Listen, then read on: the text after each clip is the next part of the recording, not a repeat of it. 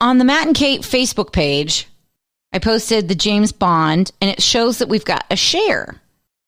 It says one share, but then it says there's no public shares. Yeah, that means someone shared it to their timeline, which is not a public timeline. Their privacy settings, yeah. Okay. So that's what that means, yeah. Fantastic. I thought, is it me sharing? Yeah, so if your profile's open, people will see what you share. Anyone will see what you share, whether you're friends or not. And so someone shared it, but just with their group of friends, which we still encourage with the Matt and Kate Facebook page. Absolutely. You share amongst the people that you care to share with. Yes. It's a good message for all of us. Yes, in general. And, you know, we are in the podcast form. So if you heard something this morning while you're on your way to work and you go, wait, I got to write that down, you can just catch us later when you're not driving and, you know, get that valuable information later on when you listen to the podcast. That's correct. Just check your podcast player of choice. Just search for Matt and Kate. You'll find it. I have confidence in your abilities. We're right there. You'll see our lovely faces and show art and everything. Yeah. Matt has lots of confidence. I put it way up there in, a lot of the radio shows where they just plop it right there on the internet. I mean, come on. Come on. The show art, our show art, Kate. Come on. Can you believe someone in radio put that show art together? I mean, wow. You are such a creative genius. Specifically me. Me. Okay. All right, Kate, so back to the Office deal. We were talking about The Office, and I was suggesting, hey, buy a series on, a digital way, instead of just streaming stuff, right? And you and I went back and forth on the merits of doing so, especially with the series you hadn't seen, and so on and so forth. But then I saw someone broke down the various different ways you can now watch The Office. If you don't want to buy the seasons, if you do want to go ahead and stream it through Peacock, there's 3 different flavors of Peacock that you can take advantage of, right? So if you want to watch The Office seasons 1 and 2, you can get that on the free tier of Peacock, all right? Mm-hmm. And then there's Peacock Premium. Unlock every episode of The Office, plus extended cuts with never-before-seen footage and deleted scenes. Also get access to every movie, TV show, premium, sport, and more. And finally, Kate, there's Peacock Premium Plus. All of The Office and everything in premium without ads. Asterisk. Due to streaming rights, a small amount of programming will still contain ads. Oh, for Premium Plus? Parentheses, Peacock channels, events, and a few shows and movies. Does that include The Office? No way to ever know. No way to ever know. It's a lot of P's in there. What, Peacock Premium Press? Blah, blah, blah, blah, blah. Yeah. So anyway, I wanted to share the various different Peacock. So from time to time, like we saw, right now we only see it's only like $30 on iTunes right now. Mm-hmm. I thought it was there on Voodoo, but I swear it was like that the other day, but maybe it just changed, or maybe I'm full of it. I don't know. Maybe both. I think there's a combination possibility. Of both. So I thought, okay, I better share the streaming versions. Let you know on The Office. There's your options. Great. Yeah. Because I want it. But on Amazon Prime, it's $30 a season, and I don't want to do that. So. Yeah. That's where I'm at. Well, yeah, we talked about Movies Anywhere before, but Movies Anywhere doesn't necessarily count TV shows. No. I do have some TV shows in my Movies Anywhere account, but it's no... God, this thing is such a mess, digitally buying things. We talked about before, if you have Movies Anywhere, you can sign in your Apple account, your Amazon account, your Google, so on and so forth, and you will see and be able to play any of those movies across any of your different devices, no matter the company the device came from. But I don't know. I like the end there. That was a good, confident. Yeah. So there you go. All kinds of helpful-ish information for you. Very. Yeah. Okay, I told you how I replaced all the smoke detectors, right? Yes. Or attempted to.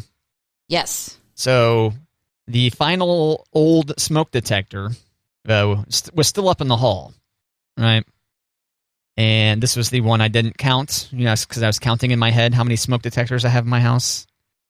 Since my house is a new install, it's got Right. Smoke detector in every room, 2 in the hallway, lots of smoke detectors all over the place.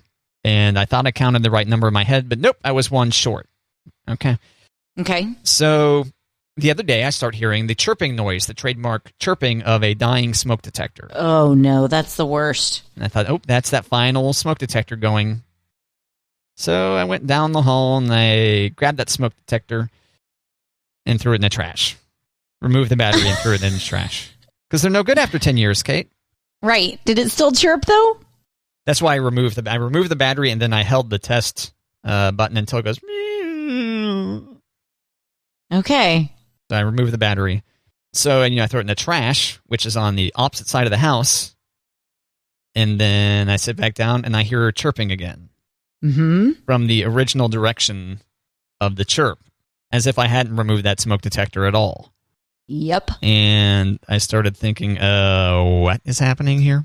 So I'm trying to track down this chirp. I was like, surely not one of these new smoke detectors is chirping. And then I discover that the chirping is coming from my heating and cooling unit. What? Yes. I was like, oh no.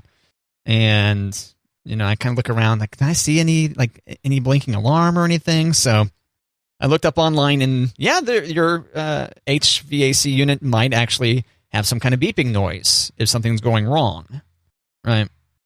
And me and my luck with heating and cooling units, not so hot. So I just assumed, I was like, okay, not good. But luckily, it wasn't as bad as a smoke detector going off because, that unit was all the way down the hall with a door closed. So it wasn't as obnoxious as having a smoke detector chirping at you.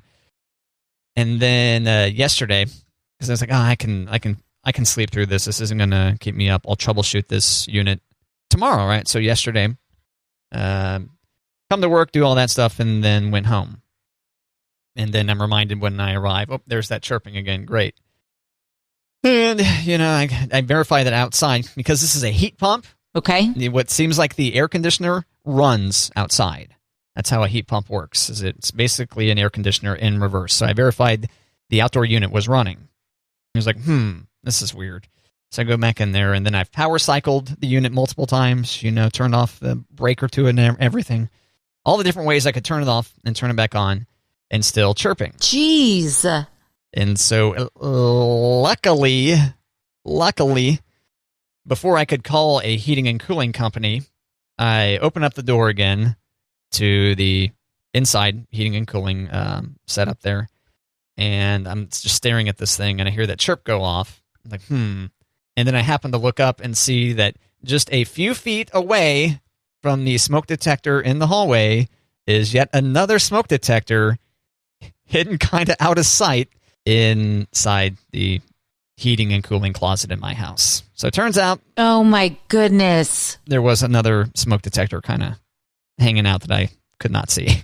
That you could not see. So luckily I didn't call the heating and cooling company, have them come over, charge me a fee. No kidding. And go, oh, by the way, that's just the smoke detector going off. Hey, dude, you got a smoke detector here. Idiot. I mean, it makes sense that you would put a smoke detector in there. That does make sense, yeah. I never would have thought of that. But it was just the fact that, there was a smoke detector literally, I would say literally 3 feet away from the smoke detector. Inside that closet was another smoke detector, the one in the hall. So if it was a snake, would it have bit you? Oh, yeah. You're exactly right. I mean, it was directly over my head, like basically hanging out above the door, so. Oh, man, I only would have been more dumb about it had I called the heating and cooling company and they showed up to point out, hey, this is often the case where they put a smoke detector in here with a heating and cooling unit. So, I mean, that would have been nice if they figured that out on the phone call versus like the face-to-face, like, hey, buddy, I know you just wanted to see me, but this is $80. I was looking online and they verified that, yeah, a lot of heating and cooling units will have some kind of audible alarm if the filter's messed up or not in appropriately, or if something's not working correctly in the unit itself. And so who knows, maybe they would have showed up and like, oh yeah, you know what, there actually is an alarm that might happen on that unit. All right, let's go check it out. And then this, whatever. But the good news is there's nothing wrong with my heating and cooling unit. There you go. It's the really good news. Yeah. And I have yet another smoke detector that I need to acquire. Right, so that is now. So if I can try to count them out in my head, this will be a mistake. Three bedrooms, all of which have smoke detectors. 2 in the hallway. 1 in the heating and cooling closet, and 1 in the open floor plan area, the living room / kitchen. 7. So 7 total smoke detectors for a 3-bedroom, 2-bath house. But who knows? There might be another 1, 2, 3 hanging out somewhere. Just hanging out. Yeah. Just living the life. Yeah. Yeah. I haven't had to think about smoke detectors for a long time, Matt. I will tell you, though, the first day that we were in the apartment, somebody had an apartment fire. So all the building smoke alarms went off and we had to be evacuated on our first day. Good news that we didn't have like boxes and everything. It was just basically our overnight bags and the kids. Are you testing your smoke detector, Kate? Am I? Yeah, do you test it? Daylight saving time, change time? I think that was on Monty's domestic list. Oh, okay. Yeah. So the family doesn't perish in a fire so long as it's on Monty's checklist? All on him. Yep. Okay. All on Monty. All right. Yep. I mean, that's what he signed up for when we got married, right? You're responsible for all of our lives, all of the time. No backsies. No backsies, exactly. I wrote that on our vows. No backsies. Yeah. No. Good. Should have, yeah. He wanted the obedience line, and I wanted you're in charge of everything. The obedience line did not make it in the vows. Mm-hmm. Darn. Right. It's going to disappoint a lot of listeners of other radio stations. Not really this one, I don't think, but yeah. Right, exactly. News on the home front. Oh, the home build, I assume. The home build. Yep. Okay. Yep. So I was chatting with my realtor yesterday, and their realtor needs our appliance information. And so I asked, does that mean that things are moving faster? Do we have a closing date? And their realtor came back, I don't have a closing date yet. I won't know it until 45 days out. I do know that it's going to be before March 30th. I'm like, okay. So if I'm understanding correctly, we're going to be in the house before March 30th.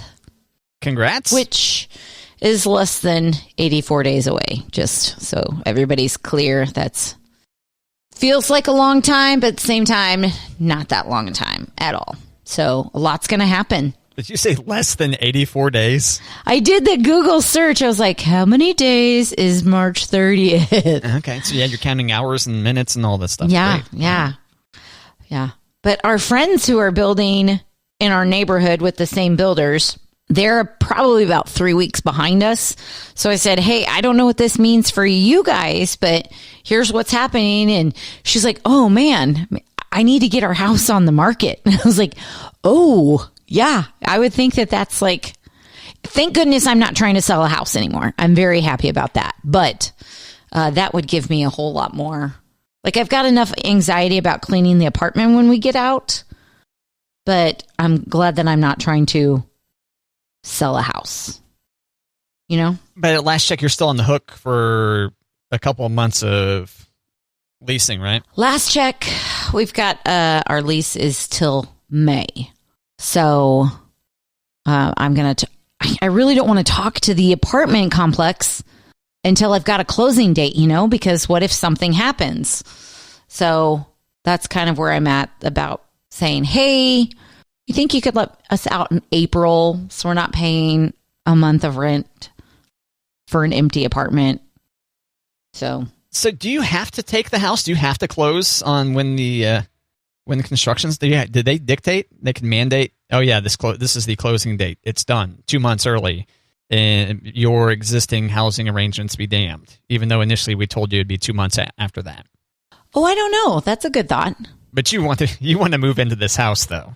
I mean, I want our space. I really do, and I want the yard for the dog, and I want everybody in their own corner instead of like, and I feel like I've talked a lot of trash on this apartment. This is a very nice apartment. It's a 2-bedroom, 2-bath, open floor plan. Like if we really need to, we could kind of separate the 4 of us. And we've learned that through like quarantine and these current times of not going anywhere. We've learned how to like kind of space out, but I'm kind of looking forward to like not hearing anyone in my corner.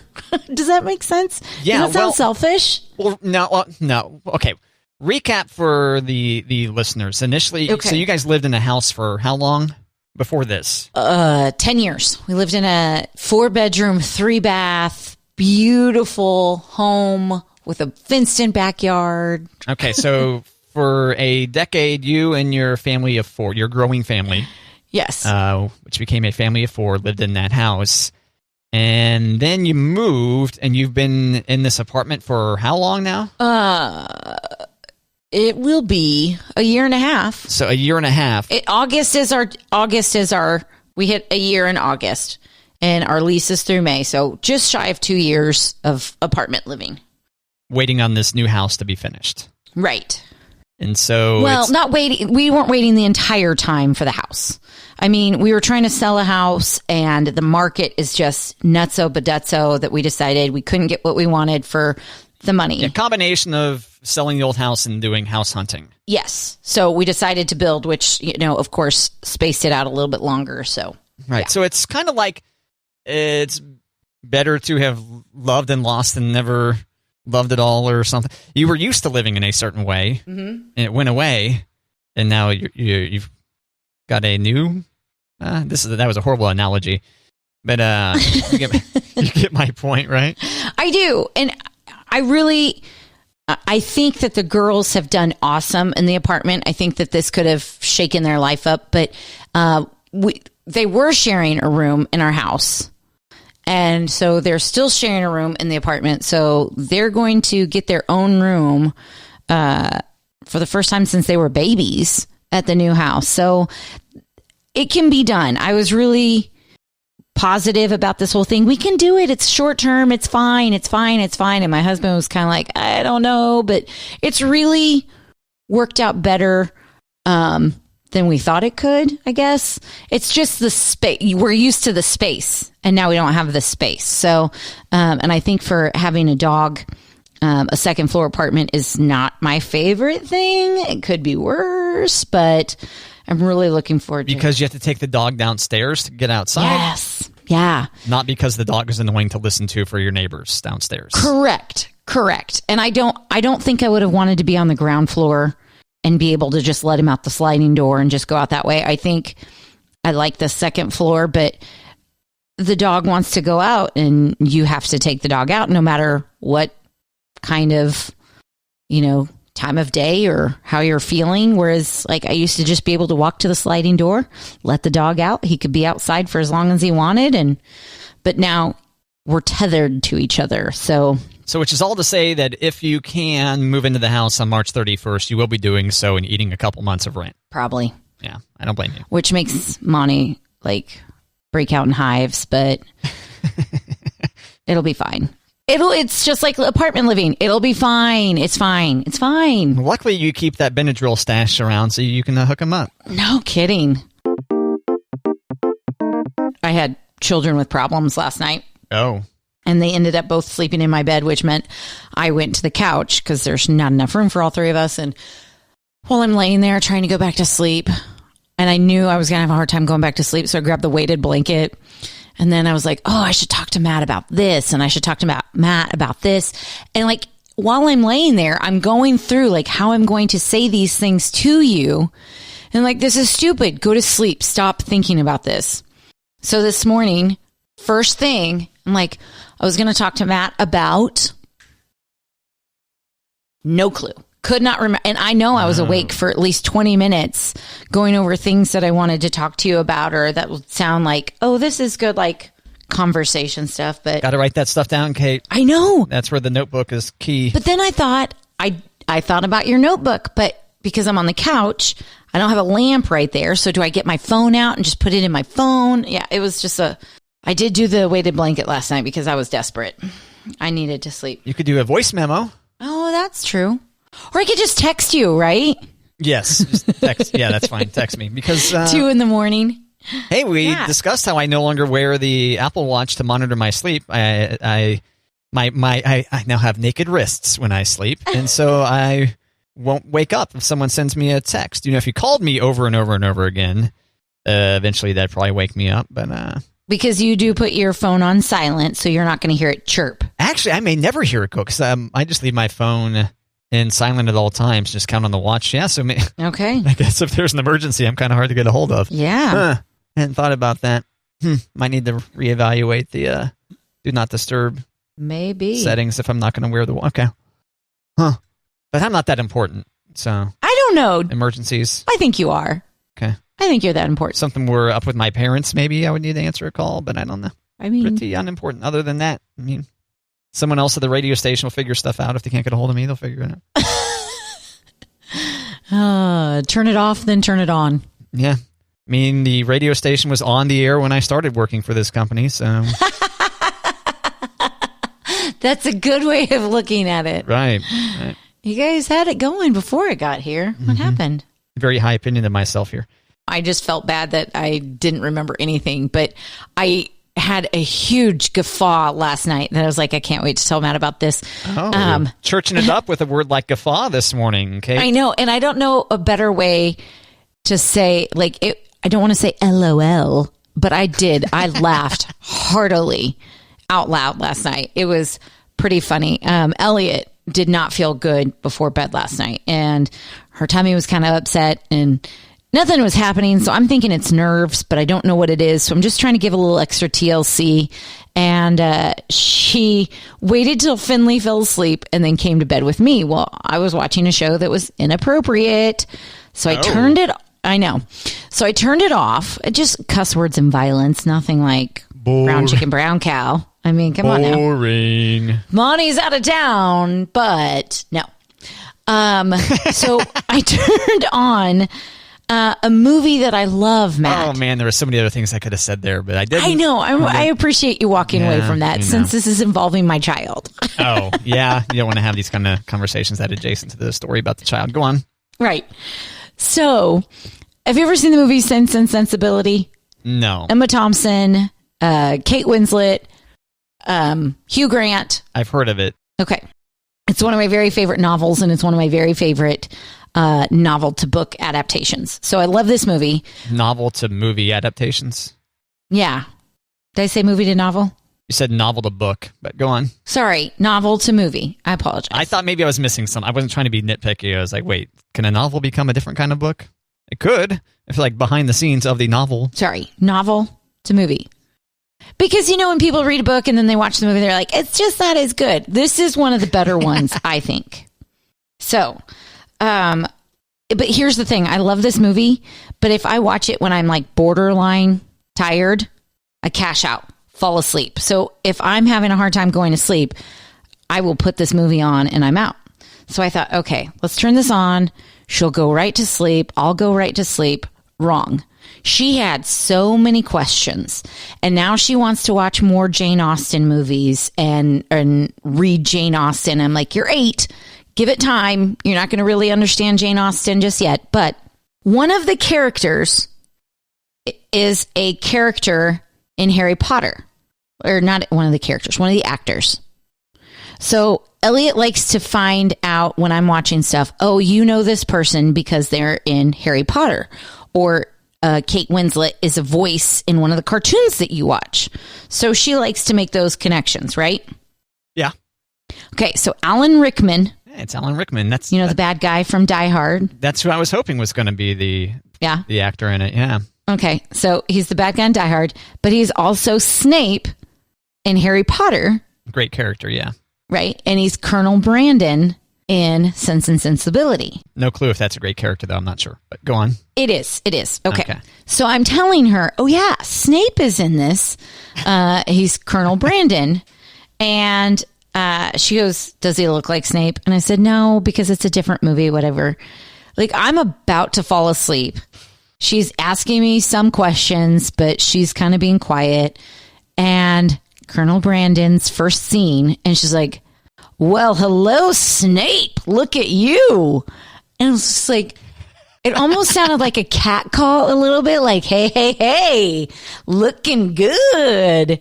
And I about died laughing. I could not believe, like, I don't know what she was expecting, but she got really excited about how well Alan Rickman gets cleaned up for this movie that's over like 20 years old. Right. And she's also a fan of Marlon Brando, right? And Guys and Dolls? Is that what it was? I know. Yes. Yes. I'm like, this kid is, and also Alan Rickman, R.I.P. So she's liking other actors who are no longer on this plane. So. Right, no longer available for her. Yeah. I know, but it was just like, hello, Snape. That's hilarious. And I don't know, they've been watching a lot of Animaniacs on Hulu. And I don't know if you remember, but every time there was like a attractive female on Animaniacs, Wacko or Yakko would be like, hello, nurse. Oh, yeah, I remember that. So I don't know if Elliot was like, hello, Snape. And I don't know that anyone would be like, woohooing Snape from Harry Potter, but as Colonel Brandon, she's down. Yeah, he's very goth in Harry Potter. So, does he deliver in that deadpan kind of? Well, it's Alan Rickman, so it's never like woohoo. It's definitely a reserved performance, but he's so good. Man, yeah, he was so good. He's so good. I was really sad when he passed away. Really sad. Yeah, me too. I was really disappointed too. And I actually didn't realize at the time, oh my gosh, that was the guy in Die Hard, you know? Yeah. Bad guy, McClane. I can't do it. Okay, speaking of artists who, like, might pass, but did you hear about the whole Dr. Dre aneurysm? God, Kate. I know, I didn't know how to connect that, so I was just like, speaking of people that will be really sad when they die. Dr. Dre, mother F word, yeah. D-R-E. Oh, gosh. I love Dr. Dre. D-R-E. Dr. Dre, mother. Yep. La-da-da-da-da. You know I'm rocking with a D-double-G. Yeah, so you can take the girl out of the hood, but can you take the hood out of the girl? Apparently not. No. Clearly that Topeka hood. Right. Right. Top city, baby. Runs through your veins. I don't know. So, yes, I saw that Dr. Dre had a brain aneurysm and was in the hospital. He was in ICU. So that even says like, oh, it's real scary. But then he tweeted, thanks for the prayers. I'm doing okay. I should be able to get out of the hospital soon. And I'm like, okay, I think we blew up this story then. Okay. Was it really a brain aneurysm? Or are you just trying to get out of your divorce settlements here? Come on. He just had a headache. Right. But I love Dr. Dre. I don't know. Of all people, I think Dr. Dre would be able to fake his death. Don't you? Oh, yeah. Yeah. For the longest time, I thought Dr. Dre lived like a mile below the surface of the earth. You know, he's a very mysterious character. He is. Who makes a lot of money. Yeah, worth $1 billion plus. Yeah. Yeah. Yeah. But you know, when you see, like, I don't know. I didn't get, like, really, my brother had a hard time when David Bowie died. And I was like, oh, that's kind of sad. But when Chris Cornell passed away, I was like, oh my gosh, that's so sad. Dr. Dre, I think, would be one of those people that I'm like, no, Dre. Yeah, when someone has a brain aneurysm, typically that's it. You don't typically hear about... You don't bounce back. Yeah, it's like, oh, brain aneurysm. Later. Peace. Bye. And then he was gone. So hopefully he's feeling better. Maybe he was trying to soften his ex-wife's heart. Maybe it's an ice cream headache. Brain freeze. Yeah. Oh, aneurysm.